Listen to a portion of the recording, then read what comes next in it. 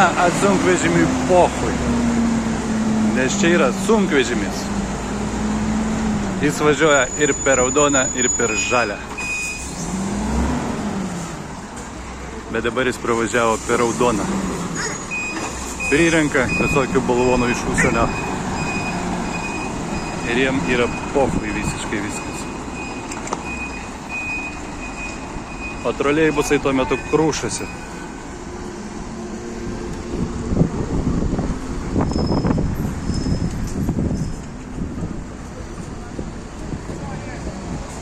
Nors ir nauji.